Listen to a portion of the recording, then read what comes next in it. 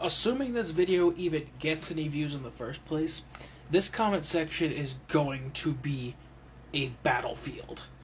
And especially for me, this is going to be a tough topic to discuss because these are my top 2 favorite characters in all of Demon Slayer. Gyomei is my favorite human character, and Akaza is my favorite demon.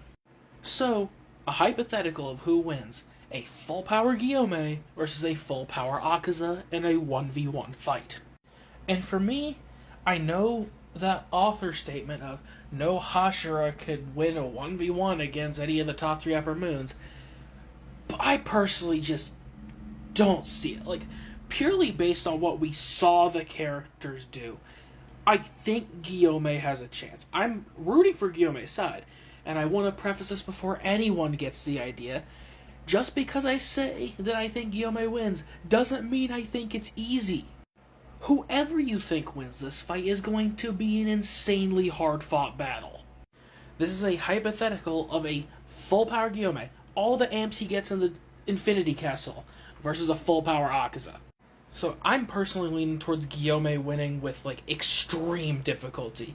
Hell, I think he might even outright die after taking out Akaza.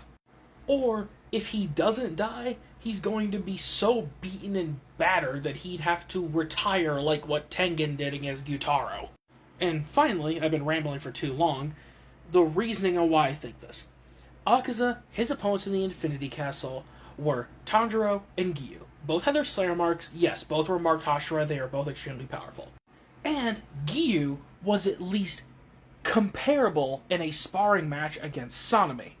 So, in terms of those two, they should be comparable in stats. And Gyomei, at his absolute maximum, every time he were to hit even the likes of Muzan, he was blowing massive chunks off of his body, with ease with every hit.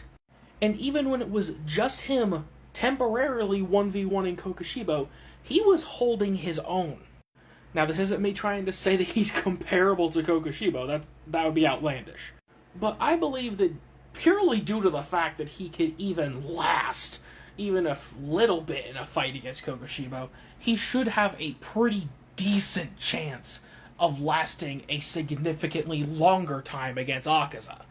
Now, I can't remember if Gyomei was able to tap into the selfless state or not, but if he could, that would tamper with Akaza's compass needle with his blood demon art. But even if you don't give him the whole selfless state, I still think that he might be able to pull out a win. This is maybe like a 51% to 49% between Gyomei and Akaza. Or if you want to leeway more, 60-40. Or 55-45, I don't know. But finally, what do you guys think? Who do you think would win between a all amps that he acquired Gyomei at full power versus a full power Akaza in a 1v1 brawl to the death?